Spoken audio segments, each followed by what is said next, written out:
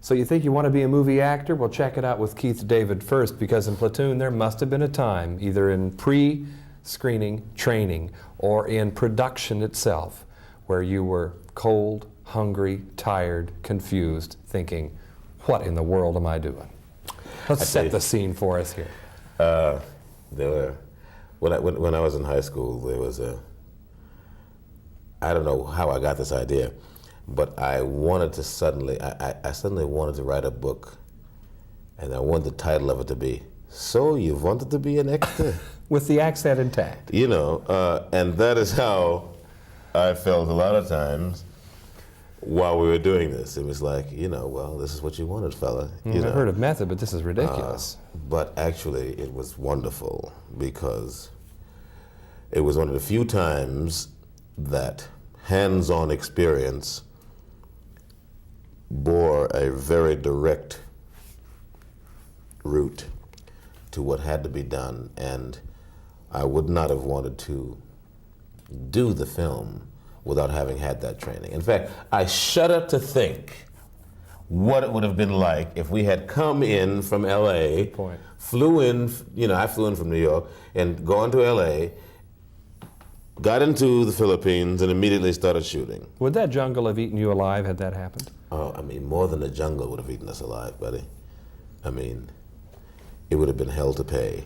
As it was, you were issued weapons, you were issued equipment, you had to keep track of it all, just like the real thing. Exactly. And that's tough to keep track of all that stuff on the move. Oh, man. There are a few times when things did get lost, and it was, it was hell to pay. Sometimes you had to do without.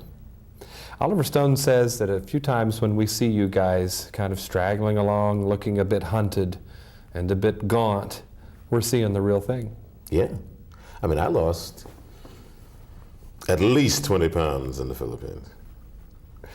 I wanted to, and I worked out and, did the PT, and I kept working out during the day to do that, but I was surprised that I was able to take it off so quickly, because it was like, within the 2 weeks before we started filming, I'd lost quite a lot of weight. Would you agree that maybe one of the great emotional moments in this otherwise harrowing film is when you are getting to leave alive? We feel so good about that moment.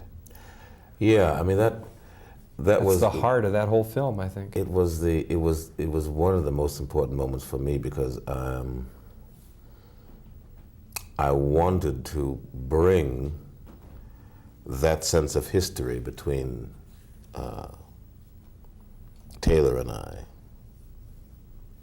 to this moment. And without, so you can't play your whole life in one moment, so, it was like, I didn't want to do too much, but I did want to have that to be a special moment. And, I don't know.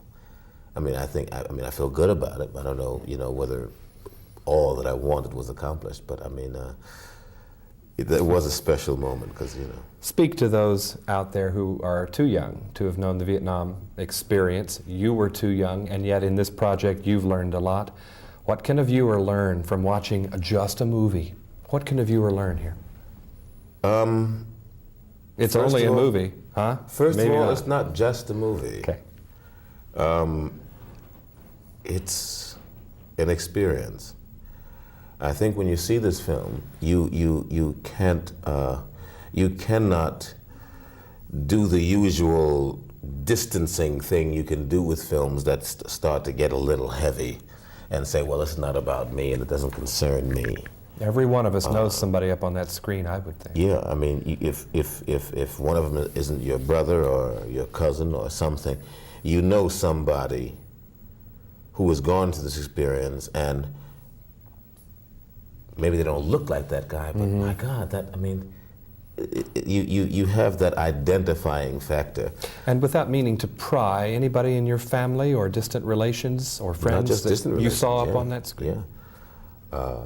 I had very close cousins who were in Vietnam, very good friends, and fortunately most of them came back.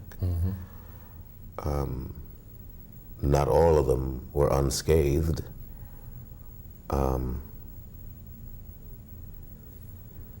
So it was a very real experience for me too, because I did see a lot of those guys there. And I mean, even some of the guys in the platoon who you don't get to know quite as well, that was my buddy. I mean, you know, he's like Charlie. He's like Ron. You know, these are people who I know and who I could really identify with. Keith David is king. He's the man that came home.